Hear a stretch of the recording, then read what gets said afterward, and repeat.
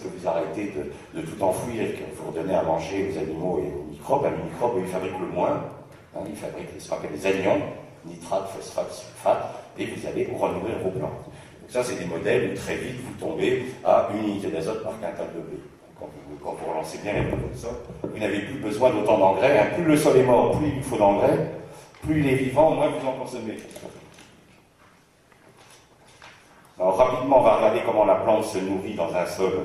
On va mieux comprendre pourquoi il faut arrêter de détruire la vie des sols. Hein, la plante, elle se nourrit dans deux milieux. Elle se nourrit d'abord et avant tout dans l'atmosphère.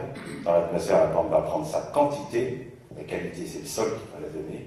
C'est pour ça que le hors-sol ne donne pas de qualité. Pourquoi une tomate hors-sol, c'est pas bon? Pourquoi une fraise hors-sol n'est pas bonne? C'est qu'elle n'est pas en contact avec le sol. Donc elle n'a que sa photosynthèse qui fait du sucre, elle n'a aucun goût.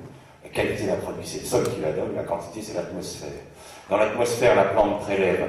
Elle va prélever 94% de sa matière sèche. Donc, vous voyez, c'est l'énorme majorité. L'estomac de la plante, c'est sa feuille. Elle ne prélève pourtant que 3 atomes, le carbone, l'oxygène et l'hydrogène. C'est tout ce qu'elle prélève par la photosynthèse. Elle ouvre ses stomates. Alors le carbone et l'oxygène, qui font chacun 44% du pot sec des plantes, elle va le capter sous forme de gaz carbonique. En ce moment, les agriculteurs sont très gagnants avec le réchauffement terrestre, parce que l'humanité dégage beaucoup de gaz carbonique dans l'atmosphère et les rendements ont augmenté d'un peu plus de 7% grâce à la pollution atmosphérique. Donc les agriculteurs sont plutôt gagnants de cette pollution de gaz carbonique, parce que le gaz carbonique, ça fait de la photosynthèse. Et on a montré, par exemple, que si les agriculteurs arrêtaient de labourer sur la planète, on diminuerait de 40% le dégagement de gaz carbonique planétaire. Puisqu'avec le semi-direct, vous remontez le taux d'humus dans le sol, vous stockez, pour vous donner une idée, un labour dégage 1 tonne de gaz carbonique à l'hectare. Un semi-direct stocke 4 tonnes de gaz carbonique à l'hectare. Vous augmentez vos taux de matière organique de 0,3% par an.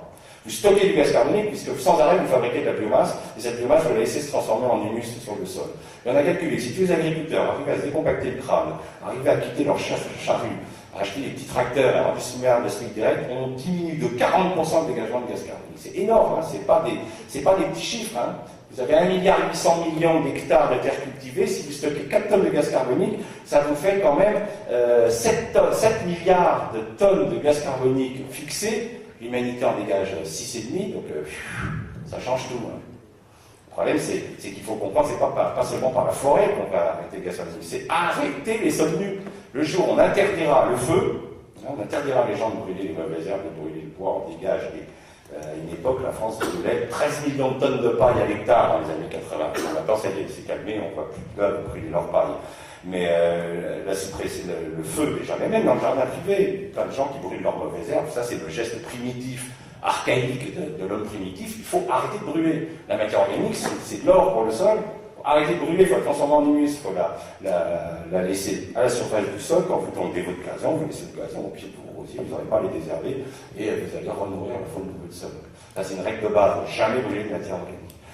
Ce gaz carbonique, il est transformé tout de suite en sucre par les plantes. Donc si vous avez des plantes qui travaillent toute l'année, bah, vous allez fixer beaucoup plus de gaz carbonique, vous allez lutter très efficacement contre le réchauffement terrestre.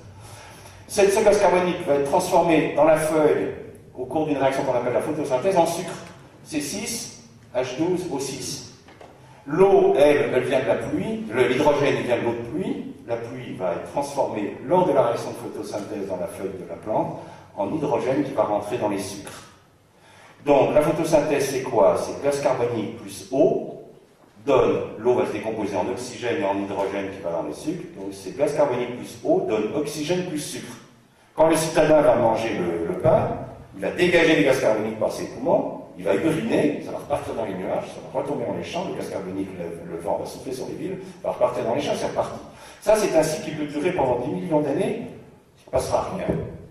Ça va revenir automatiquement. C'est 94% du poids sec des plants, il revient simplement par la météo. Donc arrêtez ce mensonge agricole qui dure depuis 50 ans, de faire croire aux gens s'il n'y avait pas d'argent, on mourrait de faim. C'est un énorme mensonge.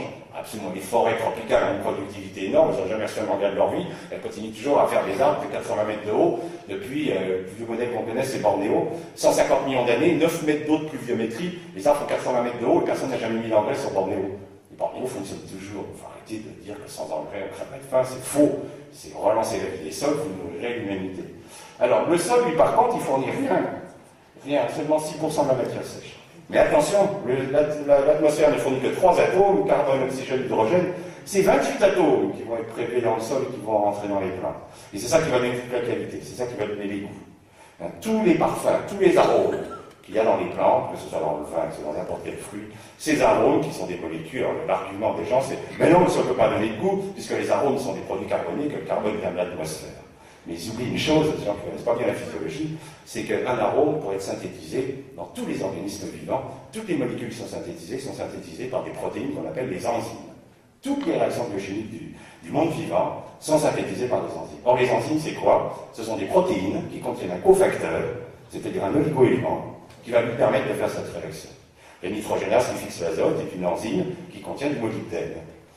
L'enzyme qui fait la photosynthèse, la chlorophylle, est une protéine qui contient du magnésium. Vous avez toutes les enzymes respiratoires qui nous permettent de respirer utilisent le fer comme cofacteur. C'est-à-dire que tous les enzymes qui vont servir à la synthèse des arômes ont besoin d'oligo-éléments. Plus il y aura de vie dans votre sol, plus votre plante aura d'oligo-éléments, plus elle sera parfumée, plus elle aura de goût. C'est pour ça qu'une tomate Orson n'a strictement qu'un goût, elle a une couleur de tomate, elle a une allure de tomate. Quand vous la mangez, le goût zéro, tout simplement parce qu'il n'y a pas de vie autour de ses racines, c'est un milieu mort, un milieu inerte, et donc aucun arôme n'est synthétisé. Vous avez juste de la photosynthèse, égorgée d'eau en plus. Alors dans le sol, comment le fait la plante pour se nourrir? Ben, là, un mécanisme assez particulier, c'est que il y a une loi en physique, je vais faire un petit peu d'équilibre chimique, qui fait que la plante se nourrit en solution dans l'eau. Dans le sol, il y a de l'eau, et la plante, elle va prélever dans l'eau tout ce dont elle a besoin. Le potassium, qui est une charge positive, elle va prendre aussi des charges négatives, le nitrate, le phosphate. Alors comment elle fait? Il y a une loi qui dit que de part et d'autre d'une membrane vivante, ça doit être la même concentration, ce qu'on appelle la loi osmotique. Donc normalement, la plante, elle devrait avoir la même concentration que le sol. Même concentration en nitrate, même concentration en phosphate, etc. Et elle ne peut pas, la fille, accepter ça. Parce que le sol est très pauvre en nitrate, et si la plante avait la même concentration en nitrate que l'eau du sol, elle mourrait. Donc les plantes vont inventer un système remarquable, et vous utilisez le même système, tous les êtres vivants font pareil. Ils vont se battre contre cette loi osmotique, cette loi de concentration, qu'on appelle la force de concentration, force osmotique. Ils vont créer une force électrique. Donc comment elle fait la plante? Elle est très astucieuse. Elle va envoyer vers ses racines du sucre, parce que du sucre, elle en a plein avec sa photosynthèse, elle est là. Elle a juste à montrer ses feuilles au soleil. Un blé, c'est 5 mètres carrés de contact avec le soleil. En racine, c'est 1000 mètres carrés de contact avec le sol. Il y a une différence qu'il y a entre... avec 5 mètres carrés, elle fait 94% de sa photosynthèse, avec 1000 mètres carrés de contact avec le sol, elle ne fait que 6%.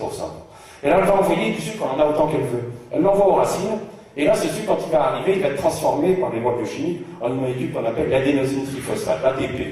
L'ATP, c'est la grande molécule énergétique. Avec cette molécule énergétique, elle va faire tourner des bombes autour de ces membranes. Et ces bombes, qu'est-ce qu'elles vont faire? Elles vont tirer vers elles tous les cations, la potasse, l'hydrogène, tout ce qui est positif. Tout ce qui est positif, on l'a vu, c'est en quoi? C'est en complexe argilo-humique. Donc le complexe argilo-humique, si vous avez un bon complexe argilo-humique, ben, il est bourré de potasse, d'hydrogène, etc. Et lui, il est en équilibre osmotique avec l'eau du sol. Et comme la plante va faire tourner ses pompes, elle va tirer, elle va prendre tout le potassium, tout l'hydrogène qui est dans l'eau du sol, et puis le complexe, il va continuer à en relâcher. Et une fois qu'elle est devenue une petite pile positive, ben, elle attend que les microbes lui fassent du moins, du nitrate, du phosphate, du sulfate, tous les chélas. Si on regarde les réactions que font les microbes, leur travail, c'est de fabriquer du moins. Et bien comme la racine, grâce à ces sucres et au complexe argilo-humique, s'est chargée positivement, elle attend que les microbes fabriquent du moins. Les microbes vont transformer l'ammonium, qui est positif, en nitrate, qui est négatif, le soufre en sulfate, 2 fois négatif, le phosphore en phosphate, 3 fois négatif. Et tous les oligo-éléments, les microbes, ils vont les chélater, c'est-à-dire qu'ils vont les attacher avec un acide organique qu'eux synthétisent, qui a 2 charges, vous voyez, qui a 2 oxygènes, donc il y a une charge négative. Par exemple, le fer, il va le transformer en citrate de fer, en succinate de fer. Donc la plante n'a plus qu'à attendre que les microbes travaillent pour elle, et elle pompe. Vous voyez, c'est un mécanisme qui est très différent. Alors vous constatez d'ailleurs que les microbes, pour fabriquer des éléments assimilables par les plantes, qu'est-ce qu'ils font? Ils fixent de l'oxygène.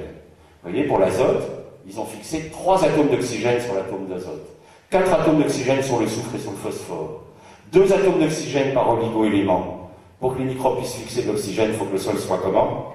Aéré. Qui fait l'aération? La faune. Donc vous arrivez, vous avez le pesticide, vous tuez la faune, vous faites détruire votre matière organique, plus de nitrate, plus de phosphate fabriqué. Alors, vous appelez la coopérative, tiens, il nous faut tant d'unités de nitrate, tant de sulfate, et les marchands d'engrais, ils rigolent. En plus, comme vous n'avez plus de complexe argilo-humique, ils vont aussi vous vendre de la potasse. Alors ce qui est amusant, c'est de se poser la question, pourquoi Sur les 28 éléments dont a besoin la plante, pourquoi on vous vend que NPK? C'est quand même marrant, pourquoi on ne vous vend pas les 28? Ils ne sont pas fous, les marchands d'engrais. Ça a été compris, ça a été analysé dès la fin du 19e. On s'est dit qu'il faut absolument qu'on file aux agriculteurs des éléments qui leur font croire qu'il y a de la production. Et on va leur vendre 3 NPK. Pourquoi? Vous avez plus de complexe argilonique, au lieu que la plante soit obligée de tirer le potassium du complexe vers elle, vous en balancez plein de potasse dans l'eau du sol. Vous faites ce que vous allez provoquer ce qu'on appelle de la consommation de l'eau. C'est-à-dire la plante, face à un excès de potasse dans l'eau du sol, elle va en pomper massivement. Comme vous lui avez filé plein de phosphore, elle a fait trop d'ATP, donc elle fait tourner ses pompes encore plus vite, et elle fait de la consommation de luxe. Vous avez une petite bombe électrique positive. Maintenant, vous allez balancer du nitrate. Le nitrate, manque de chance, c'est pas un atome comme le potassium, c'est une molécule, et ça va saliniser la plante. Donc votre plante est salée, elle est remplie de nitrate, elle a un sel à l'intérieur. Elle n'a qu'une seule façon de ne pas mourir, c'est de prendre de l'eau. Et ouf, ça se gonfle d'eau. Alors c'est spectaculaire à l'œil, sauf que c'est plein de flotte. C'est-à-dire que votre blé, au lieu de faire comme autrefois, d'être séché à l'air, il faut le sécher dans des silos. Le problème, c'est quand vous séchez un blé dans des silos, ou du maïs dans du silo, là on ne peut plus faire de pain avec. Alors il faut faire venir des blés de force, il faut mélanger, enfin il y a toute une tambouille à faire. La France, l'Europe n'est plus capable de faire un maïs consommable par l'homme. Quand vous faites sécher des maïs dans des silos, vous essayez de faire des cornflakes avec, ils tombent en miettes dans les sacs pour que les clients n'en veulent pas. Tout le maïs que nos gamins bouffent au petit déjeuner, il vient d'Argentine et du Canada. C'est quand même un comble. Donc on pollue notre environnement, on pompe notre frais pour faire du maïs qui n'est pas transformable en cornflakes, et c'est de trop mauvaise qualité parce qu'il est bourré d'azote, de potasse et de... Vous voyez, la notion de turgescence. Vous vendez de l'eau au prix du maïs, au prix de la carotte, ce qui est quand même pas logique. Comme les plantes sont pleines d'eau, elles sont malades. Comme elles sont malades, elles émettent des odeurs particulières qui attirent les insectes. On leur balance des pesticides. Ces pesticides ont la propriété de perturber complètement le métabolisme de synthèse des protéines et du sucre, qui rend les plantes encore plus malades, elles sont encore plus fortes pour les insectes qui viennent encore plus les détruire. Et c'est la course, c'est l'enfer. Et vous rentrez dans un cercle infernal, vous dépensez de plus en plus d'argent, puis vos produits, comme ils ne sont pas de même qualité, votre prix d'achat, il ne peut pas dire qu'il monte. Donc si vous voulez revenir vers une agriculture de qualité, il faut respecter ces voies-là. C'est avec ça qu'il faut de la qualité. Ce serait spectaculaire. Moi, je travaille avec les vignerons. C'est impressionnant de voir, dès qu'on relance l'activité biologique dans une vigne, de voir comment le vin se transforme. D'abord, il est capable à nouveau de vieillir. Une des caractéristiques des vignes, des vins faits avec les engrais chimiques, c'est qu'ils ne vieillissent plus. Ouvrez des bouteilles des années 70-80, elles sont déjà mortes. Ouvrez des bouteilles des années 40, elles sont superbes. Tous les vins ne vieillissent plus, parce qu'ils sont justement couverts d'engrais chimiques, ils tiennent plus. Dès que vous relancez la vie du sol, les vins changent, c'est très spectaculaire. Mais pareil pour les fruits, pareil pour les légumes. Le problème, c'est qu'effectivement, vous allez produire moins, parce que vous allez mettre moins d'eau. Donc, comme les agriculteurs sont payés au poids, ils continuent à courir après la notion de poids, sauf qu'ils font la mauvaise qualité. Alors, ça va assez vite, quand vous arrêtez de mettre... alors, évitez aussi tout ce qui est engrais toxique. Ne mettez pas des engrais qui tuent la vie de votre sol. Jamais de chlorure dans un sol. Le chlore est un poison violent. Un grain de chlorure de potasse tue une grenouille. Vous collez un grain de chlorure de potasse sur l'eau, elle est morte. Je ne vous dis pas, quand vous en mettez sur les vers de terre, vous flinguez tout. Jamais de chlorure, très toxique les chlorures. Jamais de chaux calcique, jamais de chaux magnésienne, poison violent. La chaux est un excellent désinfectant pour les étables. Si vous voulez garder les murs des tables propres, passez-les à la chaux. Ne mettez jamais de chaux dans un sol, c'est comme si vous le passez au lance-flamme. Donc par contre, vous pouvez utiliser les engrais qui ne sont pas toxiques, c'est-à-dire les engrais utilisés par les hommes depuis très longtemps. Nitrate de potasse, nitrate de soude, le fameux guano du Chili utilisé par les Incas. Ça, c'est en plus le gros intérêt, c'est que le chlorure, quand vous mettez du chlorure, vous voyez, c'est cassé, le chlore tue et ne sert pas à rien aux plantes. Les plantes n'utilisent pas le chlore. Sur 100 kg de chlorure, il y a 50 kg de chlore, 50 kg de potasse. Donc vous traînez 50 kg de poison avec votre tracteur qui ne vous sert à rien. L'avantage du Caillon 3, c'est que c'est 100% utilisé. La potasse sera utilisée, le nitrate aussi. Ou nitrate de sodium, puisque les plantes utilisent le sodium comme la potasse, vous serez utilisé à 100%. Vous pouvez utiliser les sulfates, pareil, c'est utilisé à 100%, sulfate de potasse, qu'on appelle le patanicali, ou sulfate de magnésie, qu'on appelle la kieserite. Et puis, les carbonates, si vous avez besoin de calcium ou de magnésium, utilisez de la craie. La craie, c'est pas toxique, c'est une roche broyée, c'est à pH 8. La chaux, c'est pH 12. Ça, c'est un poison. Dans les épidémies de peste, on mettait une couche de cadavre, une couche de chaux, une couche de cadavre, une couche de chaux. Jamais ça dans les sols. Ça, vous pouvez le mettre, c'est une roche naturelle. La dolomie, si vous manquez de magnésie, c'est pareil, c'est une roche, aucun danger. Tous les vivants, c'est un petit caillou. Le caillou, ça fait partie de la vie, et ça leur sert de source de nourriture. Donc ne mettez pas si vous mettez des engrais, surtout ne mettez pas des engrais qui empoisonnent la vie de votre sol.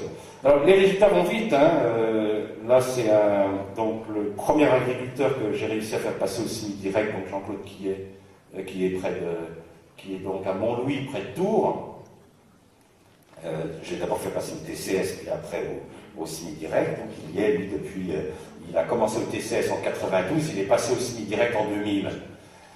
On a gardé une parcelle divisée en deux, hein. Il y a une parcelle qui continue à garder en labour. Vous voyez, l'activité biologique du sol labouré, c'est quasi l'électroencéphalogramme plat, c'est que le sol est mort. Là, il lui faut, c'est quelqu'un qui fait des rendements à 80 quintaux de blé. Là, il lui faut 200 unités d'azote pour faire ces 80 quintaux. Là, regardez comment l'activité est en train de monter, année après année. Il n'est plus qu'à 110 unités, là, hein. Et puis j'espère bien l'amener à 90 unités d'ici 5 ans. Bon, petit à petit, on avance.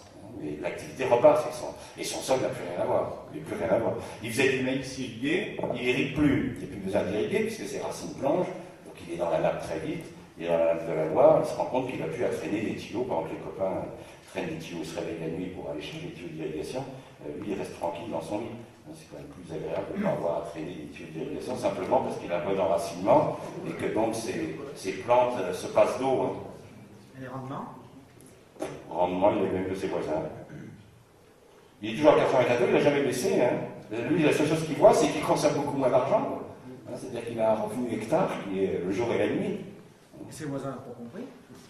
Alors, c'est ce que je vous ai dit, vous êtes face à un problème sociologique, un problème culturel. C'est que l'arrêt du labour n'est pas un problème de. Vous savez, les agriculteurs, c'est pas déjà. Il y en a qui commencent à calculer, mais la plupart sont encore dans des réactions passionnelles avec le sol, un beau labour. Ils ont l'impression d'exister en défonçant la terre, que c'est beau cette terre qui se retourne, ça me fait plaisir, c'est un plaisir culturel, ça n'a rien à voir avec de la science, ça n'a rien à voir avec de la production agricole, c'est un plaisir culturel. Donc là, vous heurtez, il faut changer de mentalité. Pourquoi le semi-direct? Pourquoi il y a 110 millions d'hectares de semi-direct dans le Nouveau Monde et il n'y en a pas chez nous? Parce que dans le Nouveau Monde, les gars, ils sont arrivés avec les techniques, les Argentins, les Brésiliens, tous ces gens-là, ils sont arrivés avec les techniques d'Europe, dans des milieux qui n'ont rien à voir, hein. Vous êtes dans des milieux extrêmement difficiles. Hein. Pour vous donner une idée, au Brésil, quand vous êtes sur le front, sur le nord Mato Grosso, sur le front amazonien, quand la saison des pluies arrive, premier jour, vous prenez 150 mm d'eau, le lendemain 50 mm, le troisième jour 100 mm d'eau, vous avez labouré, je peux vous dire que la terre, vous en perdez 3000 tonnes à l'hectare en 3 jours. Et vous ne pouvez pas rentrer dans votre champ parce que c'est des sols à 90% d'argile. Donc vous attendez, pourvu qu'il ne pleuve pas, qu'il manque de peau, il s'en met encore à pleuvoir, puis cette année-là, vous ne produisez pas. Tandis que quand vous êtes dans de la végétation haute comme ça, hein, donc les gars au début, ils ont essayé d'utiliser nos techniques et ça a été le fiasco. Donc les agronomes ont dit, c'est des sols incultivables. Je me souviens, quand j'ai commencé à travailler avec la Banque mondiale sur le bassin amazonien, je travaillais avec les agronomes américains qui me disaient, ça c'est des sols de merde, il n'y a rien qui pousse dessus. Je lui dis, t'es vraiment con, je vais t'apprendre un mouvement de ton cou qui est de lever la tête. T'as vu, les arbres, ils font 60 mètres de haut, comment tu peux m'expliquer? Ouais, mais ça n'a rien à voir, c'est une nature sauvage. Non, je lui dis, t'arrêtes de conneries, ton modèle est nul, t'as un modèle à hacher dans la tête, il faut que tu arrêtes de dire que c'est des sols nuls, c'est des sols qui font pousser des plantes magnifiques. Donc c'est toi qui es pas bon, arrête d'accuser la forêt amazonienne, la forêt amazonienne a un fonctionnement très astucieux, il n'y a pas de matière organique dans les sols tropicaux. Et pourquoi, si jamais la nature avait laissé de la matière organique, on minéralise 60% de la matière organique dans l'année en milieu tropical, tellement il fait chaud, humide. Donc qu'est-ce qu'elle a fait la nature? C'est très simple, elle n'a pas fait comme chez nous. Chez nous, comme il fait froid en hiver, qu'est-ce qu'elle fait la nature? Elle laisse tomber les feuilles des arbres. Pourquoi? Parce que comme il fait froid, la nature arrête de travailler. Les microbes ne minéralisent plus, les champignons ne travaillent plus, tout le monde se met au repos. Ben, les arbres, ils n'ont rien à manger, donc ils font tomber les feuilles, ils ne sont pas fous. Ils ne vont pas s'amuser à avoir de l'évapotranspiration alors qu'ils gèlent. Et s'il fallait qu'ils fassent sortir de l'eau par leurs feuilles, ils exploseraient, ils mourraient, ils ne vont pas s'amuser à essayer de nourrir des feuilles alors qu'il n'y a plus personne qui bosse dans ça. Donc ils se mettent au repos. Pays tropical, c'est pas ça, comme il pleut et qu'il fait chaud toute l'année, les arbres ont des feuilles. Donc toute l'année, dès qu'une feuille tombe, qu'est-ce qui se passe? Il y a des animaux qui la prennent, qui la mangent, les termites, là-bas, c'est les termites qui bossent, et hop, ça repart dans l'arbre. Donc quand il pleut, il n'y a rien à lessiver.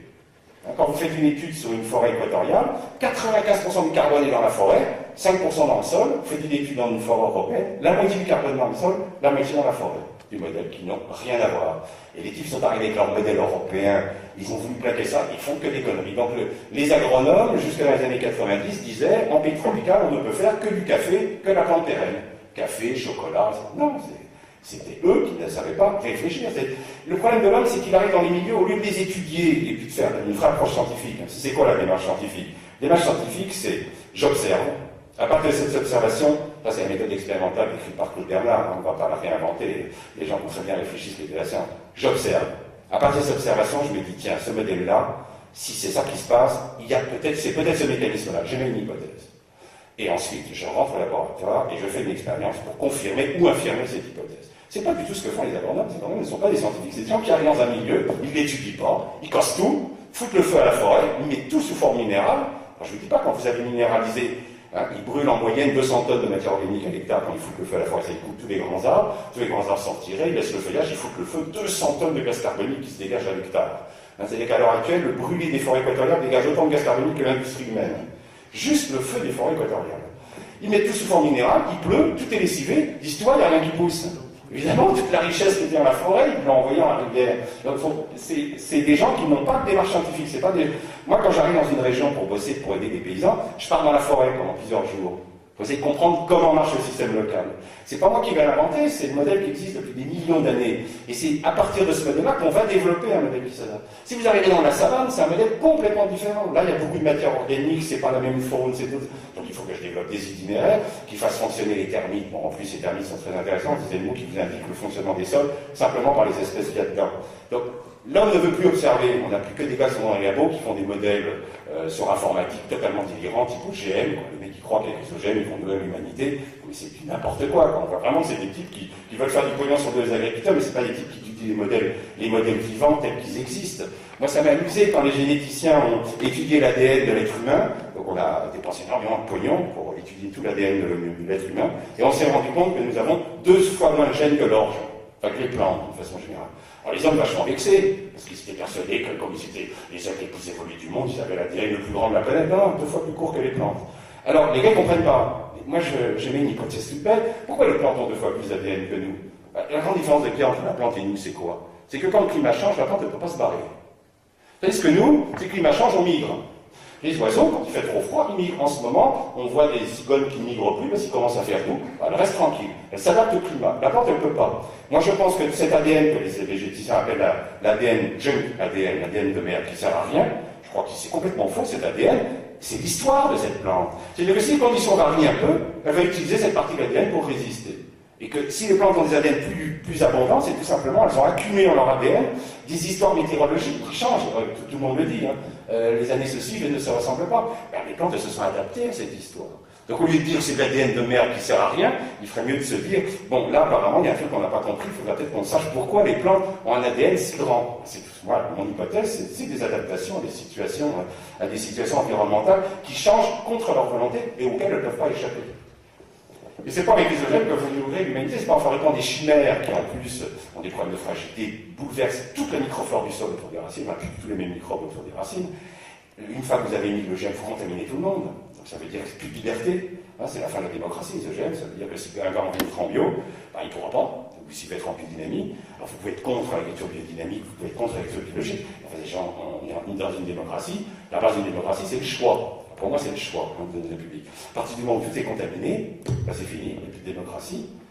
Je pense que c'est beaucoup plus intéressant d'utiliser la biodiversité que nous avons. Il y a un nombre de plantes incroyables sur cette planète. Par exemple, là, on travaille avec les eupatères, en ce moment, sur des milieux secs tropicaux. Les eupathériums sont des plantes qui captent l'eau atmosphérique. C'est des plantes qui arrivent à vous apporter 2 mètres d'eau par an dans un sol. On se rend compte que sur des sols secs, on ne pouvait rien faire pousser, on fait pousser des eupatoires et on irrigue le sol. C'est quand même peut-être plus intéressant d'essayer de tirer des tuyaux, d'essayer de l'eau de mer avec de l'énergie nucléaire. Bon, je veux dire, il y a sur cette planète des solutions extraordinaires, parce qu'on a une richesse biologique. Prenez l'Afrique, par exemple. L'Afrique, elle a plus d'ongulés, de ruminants, que toute la planète réunie. Et elles sont toutes en voie de disparition. Je travaille sur le Sahel. Vous avez au Sahel 3 espèces d'antilopes qui ne boivent jamais. Quand vous êtes au Sahel, vous avez des gars qui font 40 km à pied par jour avec le bétail pour les emmener à un point d'eau. Dès que la bête elle broute le matin et elle maigrit, tout ce qu'elle a bouffé pendant le matin, elle le maigrit pour aller au point d'eau parce qu'elle a 30 bandes à faire à pied. Et vous avez des antilopes qui ne boivent pas, elles sont toutes en voie de disparition. Et ce ne serait pas plus intelligent, plutôt que d'amener de la Holstein, j'ai vu des programmes Europe financés par la CE de Holstein au Congo, qui faisaient 2 litres de lait par jour, programme très intelligent. Est-ce qu'on n'aurait pas intérêt plutôt à utiliser les antilopes locales, parce que vous savez qu'on n'arrive pas à faire d'élevage sous les tropiques en Afrique à cause des maladies locales. Donc on arrive à faire des vaches que sur la zone sahélienne, la zone nord. Parce que nos vaches ne résistent pas aux parasites locaux. Les buffles se portent à merveille. Le buffle, c'est le plus gros bovin du monde. Il est 2 fois plus lourd à l'état sauvage que le roc. On ne l'élève pas. Aucun programme génétique d'amélioration du buffle. Il n'y a aucune antilope africaine qui bénéficie d'un programme génétique. Pourquoi? Comme si les agriculteurs n'avaient plus d'imagination, comme si les agriculteurs ne domestiquent plus rien, comme s'ils étaient stériles. Il y avait une espèce de stérilisation de la pensée. alors qu'on a des capacités en génétique d'innover extraordinaires. On a devant nous un éventail fabuleux. On a l'impression que l'humanité veut se suicider, veut absolument aller à la catastrophe pour voir ce que ça donne. Je crois que j'ai l'impression que l'humanité voudrait voir ce que ça donne quand ça va péter. Quand ça va péter, ça va faire mal. Là, on estime, les estimations à l'heure actuelle, au rythme de disparition des sols, c'est 4 milliards de morts pour les années 2050. Donc ça va faire du bruit quand ça va tomber. Quand une civilisation tombe, c'est 80% des gens qui meurent. Quand la civilisation romaine s'est écroulée, 80% des Romains ont disparu. Donc on sait que nous, quand ça va casser, c'est 80% de l'humanité qui va dégager, parce que pour la première fois, ça va être une civilisation planétaire qui va se casser la gueule. Et nous avons les solutions devant nous. Maintenant, c'est à nous de les prendre, ou on ne les prend pas. On continue avec notre hypogène, on continue avec nos engrais chimiques, on continue à délirer, ou on se dit, bon, tu as un fonctionnement qui marche, qui est durable, qui est pérenne, est-ce qu'on ne peut pas s'inspirer de ces modèles-là et travailler avec? Bon, mais ça, je dirais que c'est une prise de conscience. Je pense qu'on a la même prise de conscience à faire avec notre environnement qu'il y a eu à faire à l'époque romaine, où les gens s'amusaient à faire mourir des gens dans les cirques, où les premiers chrétiens commençaient à leur expliquer que la vie humaine devait être respectée. Ouais, ça devait être respecté. Allez, toi aussi, t'es au lion, crac. C'est démarré comme ça, les premiers chrétiens. Bon, si vous respectez l'être humain, boum, au lion. Et puis petit à petit, ça y est, maintenant, je dirais que même les tyrans, bon, Pinochet a pu mourir dans son lit, mais il se sent quand même un peu coupable. Je veux dire, tous les êtres humains savent que la vie humaine est sacrée. Il va falloir maintenant qu'on respecte l'environnement et qu'on comprenne que les plantes et les animaux sont sur Terre, ils ont leur rôle à jouer comme nous, et qu'on n'a pas à arriver en cassant tout. Bon, mais ça va être une mentalité, ça bouge, hein. Je vois en 30 ans, je m'occupe d'environnement depuis 30 ans, je vois les choses bouger. Je me souviens, dans les années 60, les gars en région parisienne, le dimanche, on prenait la voiture, on vidangeait la voiture dans les forêts de Fontainebleau, on reculait la bagnole dans la rivière, on la savonnait, on la champignait pour qu'elle soit plus belle. C'est des gestes qu'on ne voit plus. Donc on voit quand même que maintenant, il y a une espèce de respect, les gens ne font plus ce genre de gestes. C'était courant dans les années 60. Donc petit à petit, les mentalités évoluent, mais il va falloir maintenant que les choses s'accélèrent dans la prise de conscience de l'environnement, parce que ça ne va pas bien. Hein. Je veux dire, ça va pas bien la planète. Moi, je l'ai essayé depuis un moment. L'autre fois, j'étais en Himalaya, ça faisait 25 ans que je n'avais pas été. Je l'ai montré à mon épouse les grandes forêts de rhododendron. Il n'y avait plus un arbre, mais tout était nettoyé. Hein. Avec des collines entières qui dégoulinent, des villages que j'avais connus prospères et tous les gens mangeaient. C'est la famine. Donc la pauvre planète, elle souffre. Bon, maintenant, est-ce que les hommes comprendront que détruire notre environnement, c'est nous détruire nous-mêmes? Bon, c'est à nous de... Mais il y a énormément de solutions. C'est ça qui est rageant, c'est-à-dire qu'on a les solutions, à condition d'observer, simplement. Vous êtes optimiste? Oui, je suis optimiste parce que je me dis, sinon je ne serais pas là en train de vous parler, hein. Je suis en train de dire, bon, de toute façon c'est foutu, on va attendre que ça casse. Hein. Je pense qu'il faut essayer de faire prendre conscience. Mais les choses bougent. Vous savez, il y a 15 ans, quand je faisais des conférences comme ça, les gens se barraient en disant « je suis pas venu là pour entendre ces conneries ». Donc là, personne n'est parti. Donc ça montre quand même que ça bouge. C'est-à-dire que quand je présentais des techniques de séminaire comme ça il y a 15 ans, je peux vous dire que là, j'en entendais. Hein. Les gens me traitaient de fou allié, quoi. Et puis maintenant, vous savez, petit à petit, le CIRAD s'en occupe. Ça y est, les choses bougent. Mais c'est long. C'est long, mais il y a des gens un peu partout dans le monde, des gars comme Jackson qui font un boulot extra. Il y a de plus en plus de gens qui prennent conscience qu'on peut peut-être innover en agriculture. Ne pas rester dans cette pensée unique dans laquelle on est bloqué depuis 50 ans, qui est qu'il faut faire disparaître tous les agriculteurs d'Europe, c'est une option politique indispensable. On peut peut-être avoir une autre vision, on peut peut-être garder de l'activité économique dans nos campagnes, et on peut peut-être avoir une agriculture qui ne soit pas uniquement mortifère, mais qui soit, au contraire, qui gère et qui nourrit les hommes. Et ça demande un vrai bouleversement de la pensée. Il faut changer la génétique, il faut changer la façon d'utiliser les pesticides, il faut changer la façon de travailler le sol. Il faut tout revoir. Donc c'est un vrai... C'est ce que j'appelle, moi, la nouvelle évolution verte. On a fait une révolution, c'est-à-dire qu'on a tout cassé, on l'a appelé la révolution verte, on fait 10 millions d'hectares de désert par an. C'est pas une révolution dont on a besoin, c'est une évolution. On a besoin d'une évolution verte. C'est comme ça qu'on s'en sortira. Mais surtout pas de révolution. Quand on voit le dégât qu'a fait la révolution verte, merci. Il faut une évolution, il faut évoluer. Mais c'est long. Bon, je vais m'arrêter là. Je vous remercie pour votre attention.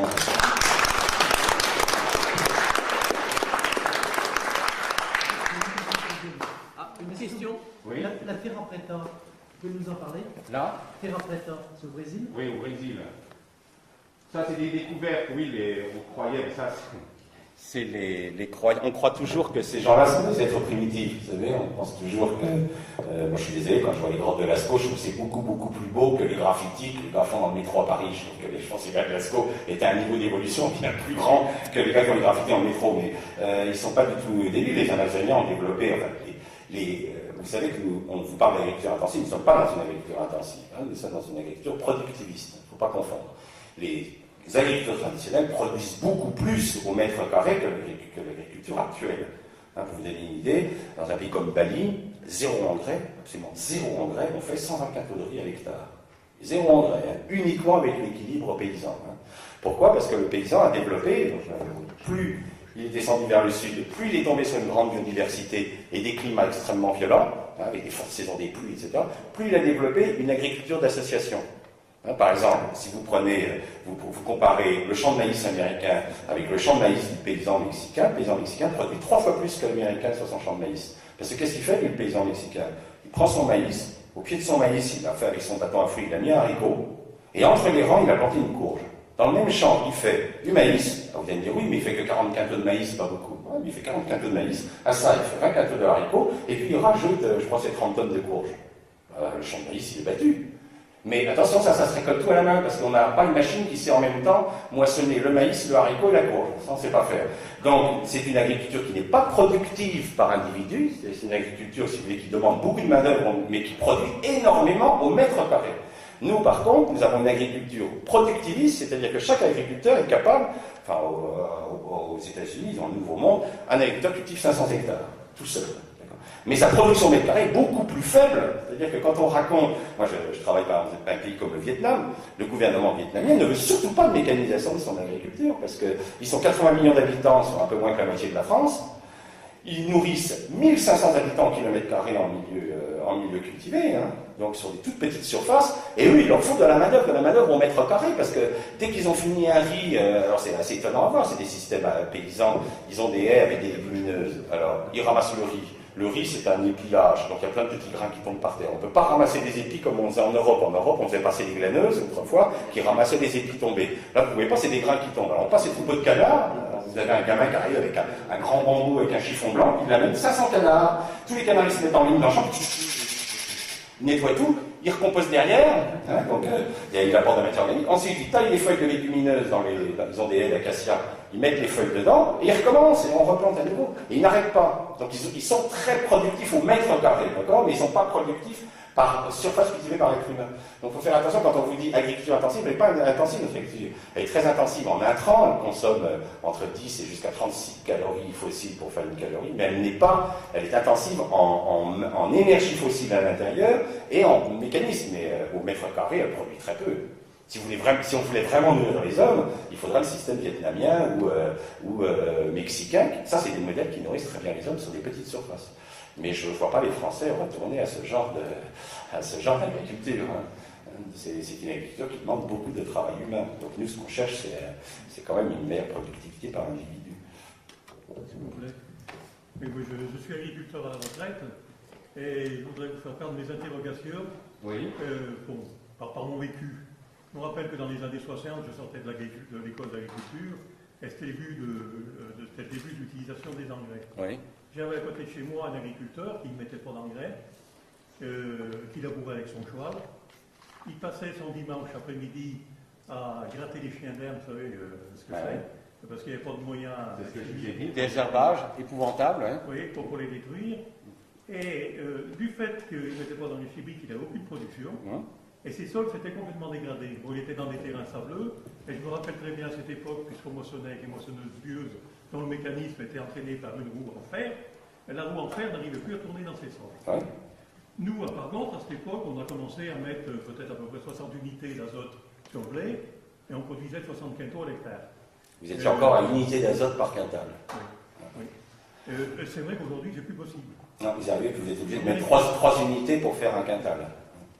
Alors, le problème... Non, on n'est pas ça, parce que c'est vrai que chez nous, il y a beaucoup de fumier. Ah oui, vous avez du fumier, vous n'avez pas besoin d'autant. Il y a sans doute des résidus, on est quand même nettement inférieur à ça. Bon. Alors, là, vous parlez des sols ruinés en Europe, hein, parce que les sols, ils ne sont pas tout neufs. Hein. Vous n'êtes pas dans l'Oregon, vous n'êtes pas dans les sols neufs du Brésil, hein, qui sont conquis sur la forêt, qui, eux, ont besoin d'extrêmement peu d'engrais pour produire. Vous êtes sur des sols qui sont cultivés depuis 5000 ans, donc ils sont épuisés. Si vous prenez par exemple la Champagne, hein, la Champagne a été autrefois extrêmement riche. Ne croyez pas qu'on a construit la cathédrale de Reims sur le tas de craie que vous voyez maintenant. Hein. À l'époque, il y avait 1,50 m à 2 m de terre. Le duché de Reims était un des duchés les plus riches de France. Moi, j'habite le plateau de Langres en Bourgogne. Langres était le premier évêché de France. Maintenant, il ne reste plus que ça de terre sur le caillou, et la région s'est vidée. Moi, mon village, il faisait 3000 habitants au Moyen-Âge, j'en ai plus de 300. C'est des régions qui sont vidées. Donc, quand vous avez un sol qui a été ruiné par l'homme, c'était le cas de la Champagne pouilleuse, qui a été ramené jusqu'à la craie, et qu'est-ce qu'ils avaient? Des moutons. Ils ont crevé de faim. Les Bretons, ils ont crevé de faim. Alors qu'on sait qu'à l'époque celtique, les études qui ont été faites au niveau archéologique, à l'époque celtique, les Bretons produisaient 35 quintaux de blé à l'hectare, ils sont tombés à 5 quintaux au Moyen-Âge. Donc c'était la famine, c'est des régions qui ont été dévastées par la famine. Alors quand vous avez un sol qui est ruiné, c'est le cas de l'essentiel de l'Europe, on a des techniques pour relancer. Nous, on travaille en milieux qui ont été alors récemment détruits par l'homme, c'est-à-dire les milieux sahéliens et les milieux en pays tropical. Quand vous ruinez un sol, il devient ce qu'on appelle de la latérite. C'est-à-dire qu'il devient dur comme du métal, et il faut un marteau-piqueur pour le mettre en valeur. Donc c'est des sols qui sont abandonnés à l'heure actuelle complètement. Et on les fait remettre en valeur par des petits paysans locaux. Qu'est-ce qu'on fait? Eh bien, on remet tout simplement du bois. Parce que c'est la base de tout. Il y a un moment, il faut que vous relanciez le mécanisme biologique. Si vous ne redémarrez pas le mécanisme biologique, si vous ne remettez pas du bois, ce qu'on appelle autrefois les anciens, comment ils ont entretenu pendant... après l'Empire romain, les Romains se sont passés la figure à sa figure, on est descendu donc à 7 quintaux au Moyen-Âge, et puis on va rester comme ça jusqu'au XVIIe. Et puis au XVIIe, vous avez tous appris cette phrase à l'école, labourage et pastourage sont les deux mamelles de la France. L'Europe va inventer la haie, ils ne le savent pas, mais ça va avoir des conséquences énormes. Pourquoi la haie? Parce qu'on va se mettre à parquer du bétail, on fait rentrer la pâture, alors qu'avant on était uniquement en veine pâture, avec des bêtes qui étaient tenues à la corde le long des chemins et dans les forêts du Seigneur. On fait rentrer l'animal. L'animal apporte du fumier, et lentement les rendements remontent en Europe. On va terminer à 18 hectares au début 1900. 18 quintaux à l'hectare. Donc il y a une restauration lente des sols. Bon, maintenant on a arraché toutes les haies, on a tout cassé. Mais la haie, elle avait un rôle fondamental. C'est que les anciens, ils taillaient la haie, prenaient les poids de taille, ils les mettaient sous les bêtes. Il y a une partie qui allait pour chauffer la cheminée, puis une partie qui allait sous les bêtes. Et quand ils remettaient ça sur le sol, ils relançaient tous les champignons. Et ces champignons sont à la base de la pyramide alimentaire du sol. Donc vous relancez la faune, vous allez remonter à nouveau vos éléments nutritifs qui étaient partis, vous enrichissez les sols. Mais c'est impressionnant. On a travaillé en Afrique, au Sénégal, vous prenez de la terre, mais qui est, je dis, du métal. Vous mettez une couche, là on y va franco, plus le sol est ruiné, plus on met épais. On met 8 cm de bois taillé dans les haies par les paysans, qu'on broie en morceaux de 5-6 cm. En 2 ans, il n'y a plus la moindre latérite, le sol est totalement grumeleux, et vous recommencez vos cultures. Et quand le sol est ruiné, vous ne pouvez pas faire autre chose que de remettre du bois. La France avait 3 millions de kilomètres de haie, on a tout arraché. Bon, maintenant, on manque de bois raméal, ce qu'on appelle le bois de taille. Mais en vigne, ils les brûlent. C'est pas idiot, il faut garder les bois au pied des vignes.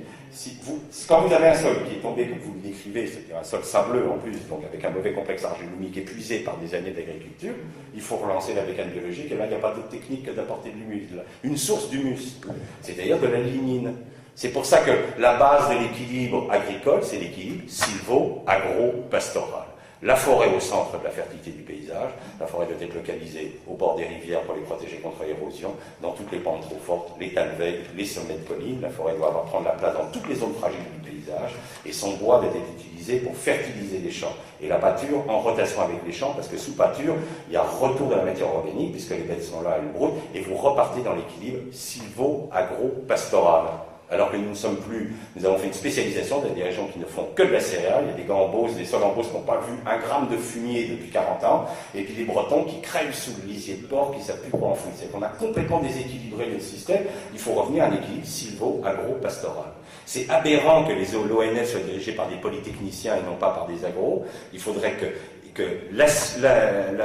tout ce qui est culture forestière soit enseigné aux agriculteurs au même titre que la céréale et la pâture, parce que ça fait partie du paysage indispensable d'une agriculture durable. Vous ne pouvez pas faire d'agriculture durable sans les arbres. C'est impossible, parce que c'est eux qui sont à la base de tout le fonctionnement biologique du sol. Et il faut absolument retirer l'ONF aux polytechniciens qui sont des fous furieux, qui n'ont rien compris à la dimension biologique de l'arbre. Il faut absolument retirer la forêt, c'est des malades mentaux. Ils raisonnent mètres cubes, je mets tout ça sous forme de... Je vais faire de l'énergie, je vais brûler ça dans des chaudières. C'est des gars qui n'ont rien compris. Rien. Ils confondent pour eux, la forêt c'est du pétrole. Ils confondent une matière morte avec une matière vivante. Ils ne savent pas faire la distinction entre le vivant et le mort. C'est des gens dangereux.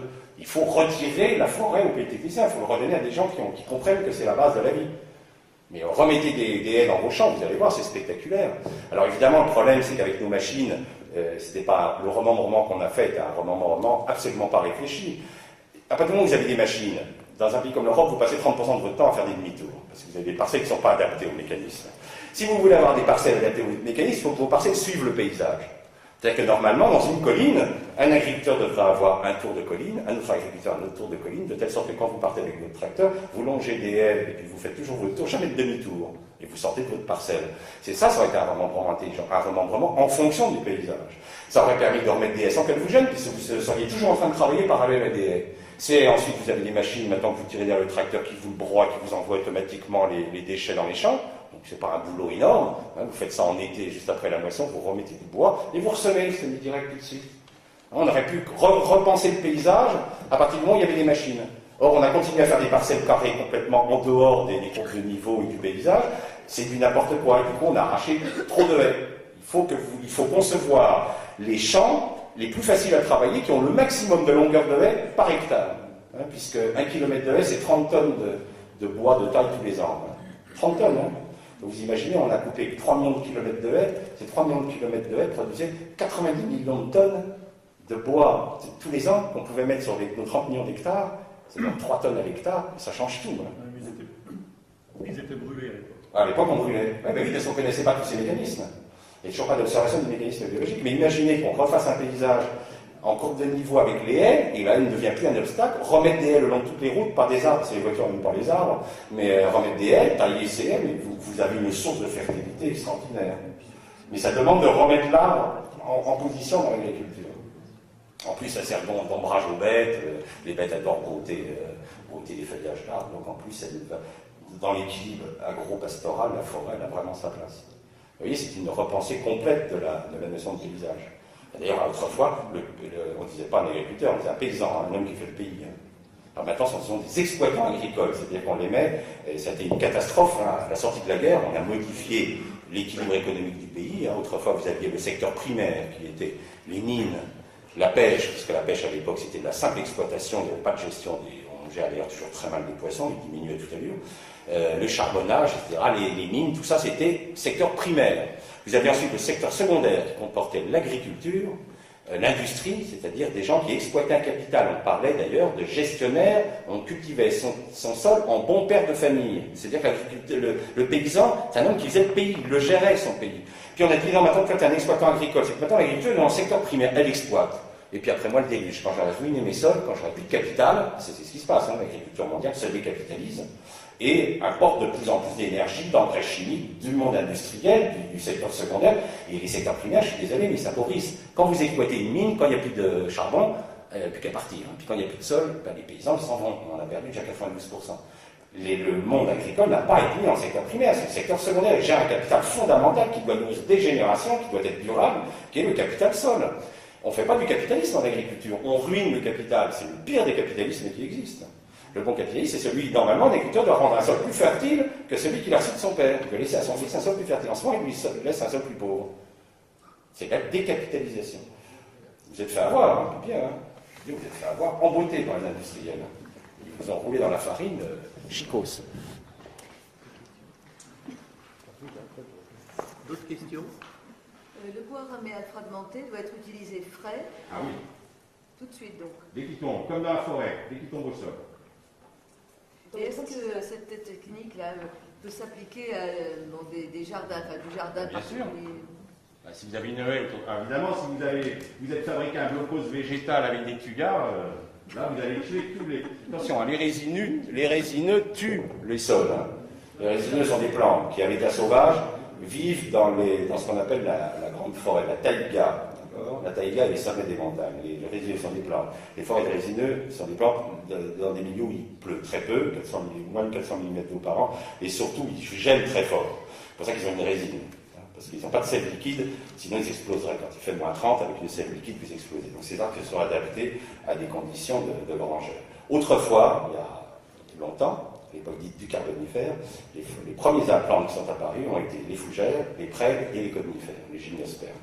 Ces plantes sont toxiques, sont toutes toxiques. Il n'y avait aucun ver de terre à l'époque des grands dinosaures, aucun. Il n'y avait pas de faune du sol. La matière organique tombait sur le sol et ne se décomposait pas. C'est pour ça que nous avons du charbon et du pétrole. C'était des terres qui ne circulaient pas comme il n'y avait pas de faune, c'était des sols marécageux, c'est-à-dire il faisait chaud, humide, la flotte qui tombait sur le sol, c'était des sols qui n'étaient pas aérés par la faune, c'était des marécages, tout pataugeait, et les arbres, au fur et à mesure qu'ils tombaient, ils s'accumulaient les uns sur les autres, et ça faisait la tourbe. Voilà. planète est couverte de tourbières. À cette époque, c'est des immenses réserves de charbon et de pétrole que nous attaquons. À la fin du Jurassique, on pense, à la fin du Crétacé, on pense, c'est une hypothèse, on ne le sait pas, mais il semble bien qu'une météorite soit tombée sur Terre. Elle n'a très certainement pas fait ce qu'ils nous racontent, c'est-à-dire moins 30 pendant 3 ans, parce que sinon, les tortues et les crocodiles, qui sont bien plus vieux que les dinosaures, ne seraient pas arrivés jusqu'à nous. Mais cette météorite a très certainement provoqué une mutation, et elle a fait une mutation fondamentale qui va bouleverser la vie sur la planète, c'est l'apparition des feuillus, qu'on appelle les angiospermes. Ces arbres vont avoir 2 propriétés remarquables. Premièrement, le vent, la planète est en train de se refroidir, le vent apparaît, les conifères qui se reproduisent uniquement par le pollen qui tombe sur les cônes femelles vont être obligés de changer de technique parce qu'il y a des espèces qui ont disparu simplement parce que le vent emmenait le pollen et ne tombait jamais sur les cônes. Ils vont donc être obligés de changer, ils vont se réfugier dans des zones froides, où il y a moins de vent parce qu'il fait tout le temps froid, et où là ils peuvent féconder leurs cônes comme ça. Et les angiospermes, ils s'associent avec les insectes. C'est la grande idée des angiospermes. Le vent apparaît sur Terre, ils vont utiliser les insectes pour se faire féconder. C'est que l'insecte va leur transporter le pollen de fleur en fleur. Ça, c'est l'idée géniale des angiospermes. Les premiers vont être les mammaliales qui vont apparaître au Crétacé. Et ensuite, elles ne sont pas toxiques. Et elles vont s'associer avec un nouveau groupe d'organismes, les animaux du sol, les collemboles, les acariens, à qui elles vont donner à manger. Ces animaux, les vers de terre apparaissent à la fin du Crétacé, et on voit à ce moment-là les sols se drainer. Ce n'est plus des marécages, la terre devient saine, elle devient agréable, elle devient... l'eau circule à l'intérieur du sol. Et c'est avec le bouleversement que nous connaissons à l'heure actuelle. Donc surtout pas de conifères. Les conifères, eux, devant le succès fabuleux des angiospermes, qui eux améliorent les sols et les détruire, ils ont été éliminés, ou ils ont survécu comme l'if, ou comme le pin sylvestre, isolé dans des forêts de feuillus, et le gros des conifères s'est réfugié dans les zones très froides où les autres ne pouvaient pas les atteindre. Et alors là, il n'y a aucun ver de terre dans la taïga. Quand vous regardez, là, vous faites un profil dans la taïga, toutes les aiguilles sont toutes parallèles les unes aux autres, et arrivé à un moment, elles sont attaquées par des microbes qui arrivent à les décomposer, mais vous voyez que rien n'a bougé, parce qu'il n'y a pas une bestiole, alors que dans la forêt, tout est bougé constamment par la faune. Donc, si vous avez mis un blocos végétal autour de votre pavillon avec des tuyas, vous ne pourrez pas faire de bois raméal parce que c'est des plantes toxiques. Mais si vous avez eu l'astuce de prendre les plantes de votre région, moi quand avec mon épouse on a acheté une maison en Bourgogne, un petit village de Bourgogne, la première chose qu'on a fait, on était dans la forêt, on a repéré, il y avait 22 espèces d'arbres, on a mis les 22 espèces d'arbres dans l'allée autour de la maison, on a planté 550, enfin semé 550 petits arbres et qui nous servent de source de bois raméable pour le jardin potager, pour les rosiers, pour tout. Et on utilise strictement rien, on dit de production, alors que c'était ça dans les travées, il n'y a rien qui poussait dessus, parce qu'on a ça de sol, puis après c'est le caillou. Tous les voisins arrosent leurs patates, moi j'arrose rien du tout. Je pose mes patates sur le sol, je leur mets épais comme ça de paille, et puis c'est tout, j'attends qu'elles sortent, je ne vais pas désherber. Puis quand je fais des pommes de terre, je soulève la paille, je prends les patates, elles m'en refabriquent. Puis le voisin, lui, bute, il se casse les reins, il est là toute la journée, il a plein de dorifores, je n'ai pas de dorifores. Là, c'est les paysans boliviens qui m'ont appris cette technique. Je veux dire qu'on s'en met beaucoup, vous savez. L'homme a absolument, depuis la Bible, il pense qu'il doit en chier sur la planète, avec la Terre. Donc il en veut à mort, à cette Terre, puisqu'il est là tout le temps à se passer les reins, puis il est alpiné, à se débarrasser de mauvaises herbes. Moi, en automne, là, en ce moment, mon jardin, il est totalement couvert de céréales. Il y a un mélange avoine orge-veste. Et puis, je vais attendre que je suis en train de... Tous les matins, je vais couper pour voir quand est-ce que les épis arrivent. Moi, les épis vont arriver, je vais passer ma tondeuse et puis je vais planter tranquille au travers. Mon sol, je n'y touche jamais. Mais jamais, je commence à être âgé, donc j'ai mal au dos, mais j'ai pas envie de m'embêter, et ça m'embête totalement. Puis c'est tellement plus simple de lancer ses patates sur le sol, de les recouvrir de paille, plutôt que de s'embêter à buter, à s'énerver. Donc vous ne mettez rien dedans. Vous ne mettez pas Rien, mais vous avez besoin de rien, vous êtes boire un bien, vous apportez tellement à manger à votre plantes. Non, mais vous posez vos pommes de terre sur le sol, vous couvrez de paille. C'est tout. Ils sont posés directement sur le sol. Il faut que ce soit un sol qui soit... Vivant, évidemment. Moi, ça fait 30 ans que je n'ai pas jeté une épluchure, que je n'ai pas jeté tout ce qui est organique. Donc, soit ça va, j'ai des pigeons, ça va aux pigeons, enfin, ce qu'ils veulent manger. Tout le reste, c'est tout composté. Je n'ai pas sorti un seul élément de mon sol depuis 30 ans. Donc, c'est le cycle permanent. Et les arbres ne cessent de grandir. Donc, chaque année, j'ai un peu plus de bois raméal, donc le sol est un peu plus fertile. Alors qu'au début, j'en ai bavé, c'était pas drôle. Et j'y arrose pas, parce que bon, ça c'est encore un processus. Les champignons, vous avez 3 règnes sur Terre. Le règne des champignons, le règne des végétaux, le règne des animaux. Les champignons sont les seuls organismes au monde qui possèdent des aquasporines dans toutes les cellules de leur organisme. Et les aquasporines permettent la rétention d'eau. C'est pour ça que les sols forestiers sont humides. Les champignons sont les grands régulateurs de l'humidité du sol. Dès que vous avez remis des champignons, je ne sais pas si vous avez remarqué, tous les sols, à l'heure actuelle, ils se mouillent très vite et ils se sèchent très vite. Tous les agriculteurs qui travaillent depuis longtemps à terre vous le diront. Les sols ne se comportent absolument plus comme avant. Avant, il pleuvait, ils gardaient de la fraîcheur pendant un moment. Maintenant, ils se mouillent, ils sont gorgés d'eau, puis tout de suite après, ils sont secs. Parce qu'il n'y a plus de champignons dedans. On a détruit 90% des champignons qu'il y avait dans le sol. Et c'est eux qui gèrent l'eau. Donc, dès que vous remettez le champignon, vous allez voir, votre sol il garde une fraîcheur, mais en pleine canicule, vous avez 12 degrés de moins, j'ai fait des mesures, 12 degrés de moins de montée thermique dans un sol qui contient des champignons par rapport à un sol qui n'en a pas. Donc votre sol ne chauffe pas, donc les plantes ne sont pas stressées, pas besoin d'arroser. Et tout ça, c'est des... Je veux dire, on gaspille, l'irrigation gaspille 70% de l'eau, tout simplement parce que les sols sont morts. Hein. Mettez-les en vie, vous verrez, c'est pas si compliqué que ça. Donc dans l'ordre du processus, enfin, du processus à mettre en place. Par exemple, vous avez un jardin, par exemple, à la sortie de l'hiver où il y a plein d'herbes, Il y a plein d'herbes parce que vous ne l'avez pas mis, vous ne l'avez pas semé en céréales en automne. Voilà, donc c'est d'abord semer des céréales, plus facile à retirer que... Pas en travers. Non, moi je mets que de la... Dans un jardin, il faut toujours penser rotation. Hein. Dans un jardin de légumes, vous ne cultivez pas de graminées. Vous ne cultivez pas de graminées dans un jardin, vous cultivez des légumineuses, vous cultivez des crucifères, vous cultivez des composés, mais pas de graminées. Donc, mettez dans votre jardin en rotation des graminées. Comme ça, vous n'aurez pas de maladie. Ne remettez pas des crucifères, alors qu'il y en a déjà plein dans le jardin, ne remettez pas des légumineuses, vous voyez. Donc, graminées, mettez orge à voile, idéal, et puis vous tondez, vous plantez, vous semez. Avec la roue que je vous ai montrée, idéal. Ça, c'est idéal, ça. Vous changez le trou, la taille du trou en fonction de la graine, ça va de la graine de haricot jusqu'à la graine de radis, la toute petite. Vous roulez dans le truc tendu. La tonde, ça va vite. C'est beaucoup plus reposant que de vous embêter à désherber. Hein. Et à pêcher. Hein. Comment est-ce que vous expliquez la disparition des dorifores dans votre jardin? Simplement, les pommes de terre sont nourries avec tous les éléments, elles sont en bonne santé. L'insecte, ce qu'il faut que vous compreniez, c'est que l'insecte, c'est le charognard des plantes malades. Vous n'avez des attaques d'insectes que parce que la plante émet une odeur comme quoi elle est malade. Et dans la nature, un être malade ne doit surtout pas se reproduire. C'est une règle, c'est comme ça que la vie s'est maintenue en bon état de santé pendant des millions d'années, c'est qu'elle élimine tout ce qui est malade. Elle ne les laisse pas se reproduire. Les études génétiques récentes ont montré que lorsqu'un organisme subit des stress alimentaires, etc., il transmet ce stress pendant 4 générations. Donc ça veut dire qu'une plante qui est pourrie, pendant 4 générations, vous aurez des plantes pourries. Moi, je le vois très bien. Faites l'expérience toute simple. Achetez des pommes de terre dans le commerce. Des pommes de terre génétiquement, elles ne sont pas des OGM, mais qui sont très mal sélectionnées sur le rang chimique. Vous verrez que c'est des plantes extrêmement fragiles. Vous allez avoir une grosse perte. Il va y avoir de l'oïdium, il va y avoir du mildiou, elles vont vraiment mal se porter. Ne gardez que les tubercules qui ont survécu, vous ne faites aucun traitement, vous ne gardez que les tubercules qui ont survécu à votre système. Cela, vous les reproduisez. 3 ans après, vous n'avez plus de maladie sur vos pommes de terre. Il n'y a plus de dorifort non plus. Il n'y a plus de dorifort. Ouais. Moi, mes voisins, je suis entouré de jardins pour être dorifort. Ils viennent tous voir chez moi. Alors au début, c'était drôle parce que quand ils venaient me voir, ils me voyaient planter mes patates, ça les rendait. Bon, ils savent que je suis fou, donc c'est pas trop grave. Mais ce qui est amusant, c'est que l'autre fois, il y a 3 ans, j'ai vu un gars qui faisait la même chose que moi. J'ai dit, ah non, c'est juste pour voir, mais tes conneries, tu vois, mais c'est pour voir, quoi. Donc je l'ai, il l'adopte quand même, donc ça c'est marrant. Mais j'ai dit, tu sais, t'as raison de le prendre, hein. C'est les paysans de Bolivie qui me l'ont appris, ils sont pas plus bêtes que les autres, hein. Mais c'est marrant la réaction. Mais c'est arrêtez de croire que la nature fonctionne, qu'il y a toujours le méchant insecte qui vous attend au virage pour vous flinguer vos plantes. C'est pas comme ça que ça marche. C'est le malade ne doit pas donner de descendants, il doit disparaître. Donc à vous d'avoir des plantes qui ne sont pas malades. Pour qu'elles ne soient pas malades, il faut qu'elles soient nourries, non pas par des engrais chimiques, mais par des... Mais faites des expériences toutes bêtes. Si vous avez une haie, c'est des choses simples à faire. Si vous avez une haie, prenez par exemple une plante qui réagit particulièrement bien, c'est l'épine vinette. Si vous avez par exemple 10 pieds d'épine vinette sur votre terrain, sur 5 pieds vous mettez NPK, puis sur 5 autres pieds vous mettez rien. Les 5 pieds que vous avez mis à NPK, les 5 auront le feu bactérien.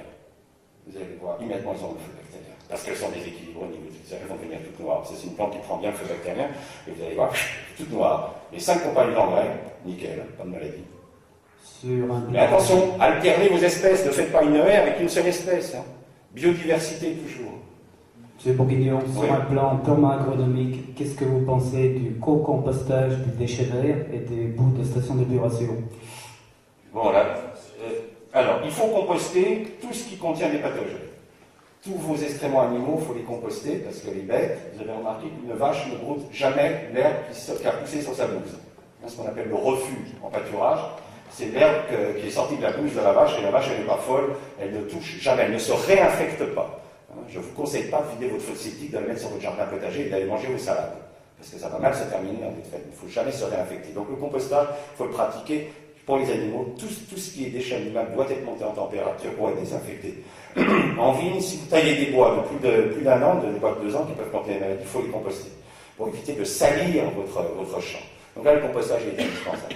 Alors, problème du compostage des boues des villes, si les boues des villes sont bien triées, ça va. S'il y a des déchets industriels dedans avec des métaux lourds, là, c'est très embêtant. Donc ça, c'est avant de prendre des déchets d'une ville, il faut que la ville ait fait son tri préalable. Bon, les déchetteries se mettent en place, je pense que les choses vont aller en s'améliorant, mais c'est sûr que les bouts des villes, quand vous voyez tous les gens malades qu'il y a, tout ça, ça part aux toilettes, avec toutes les maladies qu'il y a, faites attention quand même. Le parasitisme, je veux dire, c'est pas inexistant, ça existe le parasitisme. Si vous arrosez massivement votre champ avec des staphylococcus, etc., ça tue les vers de terre. Le lisier de porc industriel, il tue les vers de terre tellement il est riche en pathogènes, en particulier en Clostridium. Donc, s'il tue les vers de terre, je ne dis pas ce qu'il va vous faire à vous. Donc, composter, très important de composter. Moi, j'ai fait des études en Bretagne sur le lisier de porc composté, il ne tue pas les vers de terre. Dès qu'il est composté, dès qu'il est monté en température, on arrose des tas de paille avec du lisier de porc, on le chauffe, on le met sur le champ, il n'y a plus de mort de vers de terre. Alors que quand vous le mettez pur, un aérobique sortant de la fosse sur le sol, il y a tous les vers de terre qui sortent du sol et qui crèvent. Donc vous voyez, le même produit peut être bon pour le sol ou peut le tuer. Pour ça, faites attention, un compost, réussissez-le bien, faites-le bien fermenter, faites-le bien monter en température. Un compost qui pue, qui pue l'anaérobiose et tout, ne le mettez pas sur le sol, il est toxique. En France, les meilleurs systèmes d'agriculture durable, c'est bien le système de polyculture équilibrée. Absolument. D'ailleurs, ce qu'on peut observer, c'est que dans les grandes régions hospitalières, en Beauce, il y a un siècle, ils avaient Et ça a des moutons, bien sûr. Exactement. On moutonnait les blés en Beauce au 19e. Il y avait toujours ce passage de l'animal et on a tous spécialisé, ça c'est une catastrophe. Dans les vignes dans le Beaujolais, encore il y a 20 ans, il y avait des animaux. Les moutons passaient dedans, les moutons en hiver. Les moutons broutaient l'herbe entre les vignes en hiver, on y associait. Comment? Les oliviers aussi avec l'olivier, pareil. Quand vous allez en Toscane, Italie, qui a gardé encore des systèmes assez traditionnels, vous verrez dans la même exploitation de l'olivier, de la vigne, de la céréale, de l'élevage, tout est dans le même paysage. Et les animaux servent à nettoyer les rangs des vignes. On a cassé tout cet équilibre. C'est vrai que c'est un équilibre qui est consommateur de main-d'œuvre. Mais à mon avis, faire 3 millions de chômeurs en France pour abandonner nos paysages, je ne sais pas si c'est une très très bonne idée politique. On a peut-être pu laisser un peu plus de... Mais pour ça, il ne faut pas faire des mauvais blés qu'on paye à 10 € du quintal, ça ne va pas ça. Il faut que le blé soit payé. Le prix du blé n'a cessé de baisser depuis 50 ans. C'est-à-dire que maintenant, les gens se sont rendus compte que les Français ont un tel mépris pour leur nourriture qu'ils jettent 400 000 tonnes de pain à la poubelle, c'est-à-dire la consommation du Portugal. Je ne sais pas si vous voyez l'état de mépris dans lequel on a mis l'alimentation. L'alimentation, ça se jette. C'est impressionnant. Je suis assez de temps en temps, quand je vais au restaurant, les gens qui renvoient des assiettes pleines. Enfin, c'est effrayant. La nourriture, c'est vraiment le mépris. On méprise notre nourriture. Alors que c'est le travail humain, il y a quand même un symbole à la nourriture.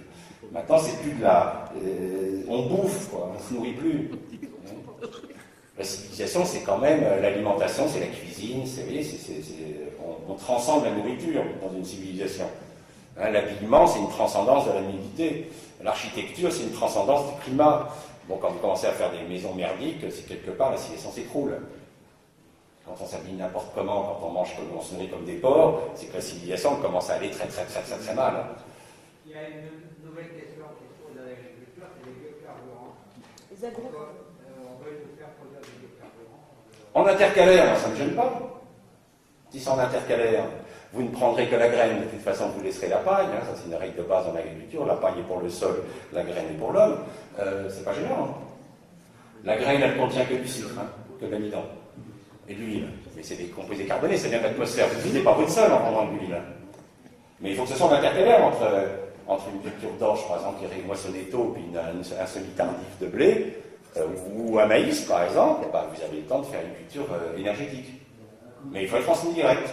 Une question. Le climat, parce que si vous tombez sur des années où on a 300 mm d'eau, en plus très mal réparti, du mois de juillet au mois de septembre, vous ne pouvez rien du tout, semis direct ou pas. Ah oui, non, il faut trouver des plantes, il faut trouver la crucifère qui accepte de pousser dans votre climat. Que le discours qu'on peut avoir sur l'irrigation, il faut quand même qu'il soit assez nuancé, parce que c'est vrai que, l'irrigation pose des questions, mais si l'irrigation est bien gérée, c'est une technique tout à fait nécessaire sous nos climats, et avec les techniques qu'on a. Parce que les années, vous avez 300 mm d'eau, vous faites des chelous.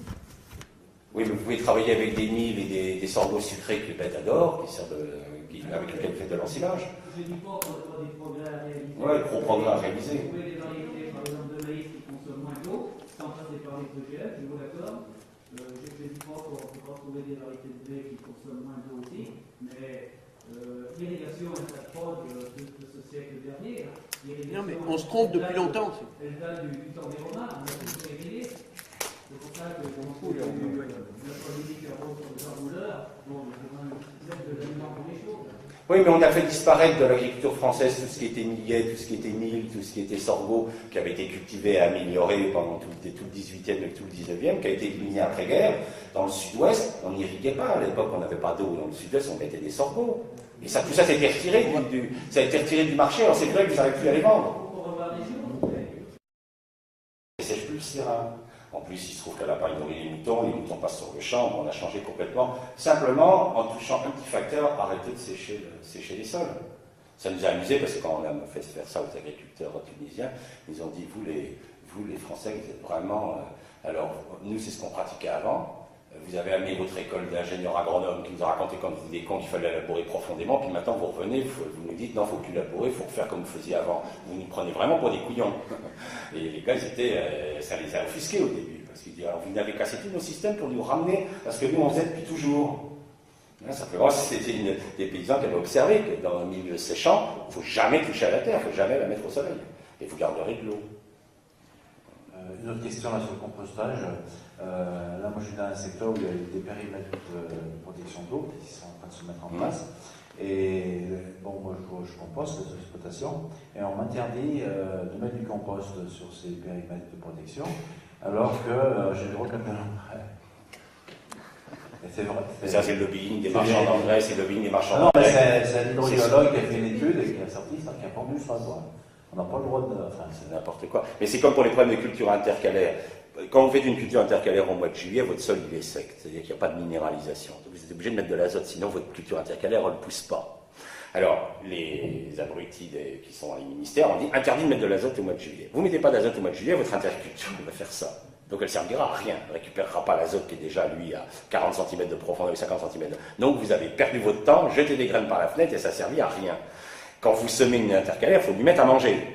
Et ne vous inquiétez pas, les 30 unités d'azote, les 40 unités d'azote que vous avez à manger, vous allez largement les récupérer. Et en plus, avec cet azote, elle va pouvoir aller chercher l'azote qui est plus loin. Et on se retrouve avec des vrais itinéraires qui ne polluent plus. Mais il y a des abrutis dans les ministères qui ont décidé qu'il ne fallait pas mettre d'azote au mois de juillet. Donc, le problème, c'est que pour faire évoluer les choses, il faut que les gars qui sont sur le cul dans leur bureau viennent un peu sur le terrain, regarder ce qui se passe. Vous comprenez ? Il faut se mettre un peu à la place des agriculteurs. Non, mais c'est pas aux agriculteurs que j'en veux, hein. C'est au fait qu'on les a emmenés dans un système qui... C'est pour ça que je vous ai dit, vous êtes fait avoir. Vous êtes fait avoir par un système agro-industriel qui a su vous faire dépenser beaucoup d'argent. Mais vous pouvez faire une agriculture propre. Il n'y a pas de... Il faut arrêter de dire que l'agriculture pollue. Elle pollue parce qu'on a décidé de la rendre polluante. Mais il faut plus faire une agriculture productive et qui nourrit les hommes et qui est propre. Hein. Mais pour ça, il faut changer les règles. Parce que sinon, ça ne marchera jamais. Si vous ne mettez pas à manger à votre plante intercalaire, elle ne poussera pas. Hein. Parce qu'elle n'est pas une période où il y a minéralisation dans le sol. La minéralisation, ça se fait au printemps, ça se fait à l'automne. Vous pouvez faire un semis d'automne, il y a la minéralisation pour le nourrir, vous pouvez faire un semis de printemps, mais pas en mois de juillet, mais tout le monde est pour pot. Les bactéries sont pour pot, les champignons sont pour pot. Il n'y a pas de minéralisation à ce moment-là. Moi, quand je fais les courbes d'activité biologique dans le sol, il y a la courbe printanière, il y a le creux en été, la courbe d'automne, puis le creux en hiver. Donc, si vous travaillez creux d'été, il faut que vous le donniez à manger. Mais ce sera récupéré largement, parce qu'après, votre plante, elle va profiter toute la chaleur de l'été pour pousser, elle va descendre ses racines, elle va vous récupérer les engrais, vous ne polluerez pas. C'est simplement... On hésite plutôt à mettre de l'azote pour faire pousser les moutardes. Moi, je fais des dérobés à l'agriculteur intercalaire, je me dis, je ne vais surtout pas les mettre de l'azote au mois de juillet pour les faire pousser. Hein. S'il reste de l'azote, elles poussent. S'il n'en reste pas trop, elles sont un peu moins hautes. C'est tout. Hein. Ah oui, mais le fait qu'elles ne poussent pas, c'est pas parce qu'il ne reste pas d'azote, c'est parce que le climat les empêche de pousser. Ah oui, mais pour qu'elles poussent, il faut aussi qu'il pleuve. Hein. Ah oui, non, mais attendez. Vous êtes en semi-direct ? On n'ira pas les arroser. Je m'en doute, mais vous êtes en semi-direct ou en labour ? Les moutardes, moi, je gratte avec mon guide. Ah, mais vous grattez quand même, donc vous séchez. Je gratte sur 8 cm, je les sème avec mon fumoir à 10, et puis ça fait ce que le climat veut bien. Voilà. Tandis qu'avec quand vous grattez pas du tout, vous verrez que vous êtes beaucoup moins dépendant du climat. Ah oui, essayez. Vous avez parlé de variété de maïs qui consomme pas beaucoup d'eau. Non, je dis des plantes. Vous avez des plantes, vous avez les sorgho, les milles, les millets qui ne consomment pas d'eau. Variété de maïs. Le maïs, c'est une plante tropicale de milieu humide qui consomme de l'eau. On essaye à l'heure actuelle de faire... Alors, le problème, c'est que comme l'industrie contrôle totalement le maïs, tout, ils ont les graines, ils ont les OGM, ils ont tout, donc ils ne veulent pas que le maïs leur échappe. Alors, pourquoi ils ont fait les OGM sur les 5 plantes les plus importantes sur le plan économique, hein? Il y a quoi en ce moment en OGM? Le maïs, qui est là, présent dans 85% des aliments que vous consommez, le soja, présent dans 85% des aliments que vous consommez, le coton, première culture industrielle du monde, le colza, première plante pour l'huile, et le riz, parce que ça nourrit l'Asie. C'est ces 5-là qu'ils n'ont, mais pas pour rien, ils ne sont pas amusés à prendre des cultures type tournesol qui ne rendent pas grand-chose. Donc, à l'heure actuelle, ils ont fait du maïs soja, du maïs et du soja, mais ils contrôlent parfaitement toute la chaîne de transformation. Donc, ils n'ont pas tellement envie que vous passiez, que des agriculteurs se mettent à faire du sorgho ou se mettent à faire du millet, parce que ça va leur échapper. Donc, ils n'ont pas envie que les agriculteurs, c'est pour ça que plus ils peuvent attacher les agriculteurs, c'est que les OGM, ils les attachent complètement. Ils leur vendent des semences, ils leur vendent l'herbicide adapté dans la semence produire, et ils tiennent tout le circuit. Ils leur disent, vous serez obligé de passer par nos silos, vous ne passerez pas. Donc, l'agriculteur, il est comme ça. Oui, mais c'est un système d'enfermement, si vous voulez. Non, mais est-ce qu'il existe des variétés de maïs qui consomment peu d'eau? Oui, mais je vois pas l'intérêt. Pourquoi vous voulez absolument mettre du maïs? Il y a des variétés. C'est une plante toxique, c'est la seule graminée toxique du monde, le maïs. Donc c'est une plante qui est plutôt embêtante, elle contient des hématoglutinines. Et vous savez que les Espagnols, quand ils arrivent au Mexique, ils ont vu les Mexicains, puisque c'est ils ont que ça, les Mexicains, donc ils l'ont cultivé. Puis ils les voyaient mettre de la chaux, comme pour les murs, hein. Ils mettaient de la chaux dans leur galette de maïs. Les Espagnols, ils ont regardé, ils se sont dit, on est vraiment chez les primates, hein. Ils confondent architecture et alimentation. Et en fait, les Incas, les Mayas, avaient observé que quand on mettait de la chaux, ils ne le savaient pas, mais ils remontaient le pH, ils bloquaient les hématoglutinines, et le maïs devient digeste. Les Espagnols se sont moqués des Mayas, et n'ont pas voulu mettre de chaux, ils sont tombés malades, les gars. Donc maintenant, c'est une plante qui est toxique, c'est pas une très bonne graminée, hein. Vous avez bien mieux, les sorgho sont bien plus appétants, ils sont plus sucrés en plus, ils sont beaucoup plus digestifs par les animaux et même par l'homme. On fait de meilleurs biscuits avec les sorgho, gustativement parlant, qu'avec le maïs. Le problème, c'est que le maïs a été industrialisé, c'est une réussite extraordinaire au niveau industriel, donc ils tiennent à cette plante mordicus, non pas pour ses qualités, si vous voulez, en tant que... il y a bien mieux comme graminée, on fait des meilleures croissances au Brésil avec des sorgho qu'avec des maïs, mais c'est tenu par l'industrie, c'est pour ça, c'est tout. Mais il n'y a pas deux espèces là, vous savez. Il y a des variétés anciennes de maïs, les variétés population, il y en a qui ne consomment pas tellement d'eau. Oui, il y en a qui consomment moins d'eau, mais d'une façon globale, c'est quand même une plante qui pousse au moment du début de la saison des pluies en milieu tropical. C'est une plante qui a besoin d'eau. Elle a besoin de chaleur et d'eau pour pousser. C'est spectaculaire. Quand vous allez dans un pays comme le Mexique, dans sa patrie d'origine, vous allez voir la vitesse à laquelle pousse un maïs, c'est absolument spectaculaire. Des vitesses, moi j'ai mesuré au Mexique, des vitesses d'enracinement de 12 cm/jour sur maïs. Si vous voyez, 12 cm/jour. Le maïs pousse de plusieurs centimètres par jour quand il est chez lui, quand il est dans son milieu. Chez nous, il a un coup de froid au mois de mai, il devient tout rouge, il souffre, il n'est pas content, donc je lui mets du superphosphate en localisé sur la graine, parce qu'à cette époque-là, quand c'est trop froid, le champignon ne travaille pas bien, il n'y a pas de phosphate. Donc il n'est pas dans son milieu, alors que le sorgho, qui est une plante de milieu sec, très différent, avec des nuits froides, beaucoup mieux adapté à notre climat. Bon, mais c'est sûr que les Américains qui ont un climat tropical au Texas, ils tiennent à leur maïs. Le maïs, quand vous allez au Canada, vous allez voir, quand il fait chaud au Canada, il fait chaud, hein, le maïs, il pousse vite. Mais pas chez nous, nous on a un climat tempéré, c'est pas la plante idéale de pays tempéré. Vous avez des milliers de Chine, bien mieux adaptés à notre climat que le maïs. C'est parce que l'industrie a forcé pour faire du maïs, mais c'est pas une plante très digeste, c'est pas une plante qui donne de la qualité gustative. Alors, il y a les canards qui le supportent bien, le maïs. Et les poulets, eux, ils le valorisent mieux. Mais le bétail, ça ne vous fait pas de la bonne viande, le maïs, ça vous fait de la meilleure viande avec le sorgho. Allez manger de la viande en Argentine ou au Brésil, vous allez voir comment les goûteuses de la viande, parce qu'elle est nourrie au sorgho et pas nourrie au maïs. Ça dépend aussi de ce que vous voulez faire, si vous voulez faire de la qualité, si vous voulez... Ça, c'est un vrai débat, hein. Bien, il faudra que j'y aille, moi. J'ai la route. Merci beaucoup, hein. Je crois que vous avez beaucoup d'intérêt.